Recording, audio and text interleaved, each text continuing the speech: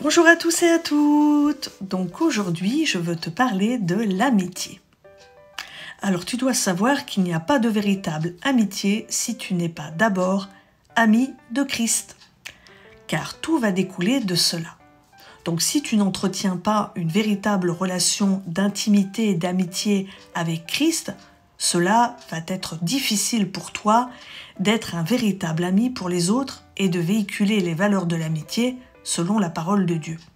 Car tu ne peux pas donner ce que tu n'as pas. Quelle est la définition de l'amitié selon la parole de Dieu ? Ce sont des relations, des liens solides entre croyants qui doivent être basés sur le modèle de Jésus-Christ. Elle doit être divine et centrée sur Dieu. Et l'amitié dépasse la simple relation fraternelle, parce qu'elle est beaucoup plus profonde. C'est un engagement, une relation de confiance et un attachement profond à une personne avec laquelle on a décidé de cheminer. Alors, voici quelques caractéristiques de l'amitié. Elle doit être vraie, authentique, c'est une forme d'amour, un amour sacrificiel. Je t'invite à regarder Jean 15:3. Elle doit être inconditionnelle, invariable, stable, c'est-à-dire qu'elle ne doit pas varier en fonction des circonstances, par exemple. Elle impose la fidélité, c'est un don de soi non égoïste à la recherche du bien-être de l'autre. Elle doit être aussi stimulante, encourageante et doit pousser l'autre à se surpasser. Et elle doit être utile et précieuse dans les difficultés. Et bien sûr, elle va obéir aux commandements de Dieu. Alors je vais te donner quelques récits se rapportant à la véritable amitié. Tu as David et Jonathan.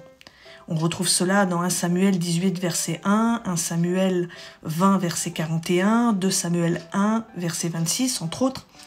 Donc c'était un pacte d'amitié entre David et Jonathan. Des âmes sœurs en amitié. Donc c'était une amitié sincère et à toute épreuve. Et pour aspirer à cette relation-là, tu dois t'aimer si tu veux prétendre aimer ton prochain comme toi-même. Car comment peux-tu aimer les autres si toi-même tu ne t'aimes pas, par exemple ? Il est écrit que Jonathan s'attacha à David et Jonathan l'aima comme lui-même. 1 Samuel 18, verset 1 et 1 Samuel 20, verset 17. Il y a eu aussi Ruth et Noémie, dans Ruth 1, verset 16. Le livre de Ruth, c'est l'aventure de deux femmes, Noémie et sa belle-fille Ruth. Elles étaient veuves et elles s'unirent dans leur malheur pour en faire jaillir le bonheur. Et il y a eu aussi l'amitié de Christ envers Jean, dans Jean 13, verset 23, et Jean 15, 15. Jean avait une certaine proximité, intimité avec Jésus, à tel point qu'il a pu mettre sa tête sur la poitrine de Jésus. Jean 13, verset 23. Donc c'était une amitié authentique où rien n'était caché. Alors pour finir, un véritable ami par excellence, c'est Jésus, le véritable ami par excellence. Il est notre modèle. Et pour être un véritable ami authentique selon le cœur de Dieu, posons-nous la question, comment Jésus se comporterait vis-à-vis des autres ? Serait-il égoïste, centré sur lui-même, absent quand nous avons besoin ? Bien sûr que non.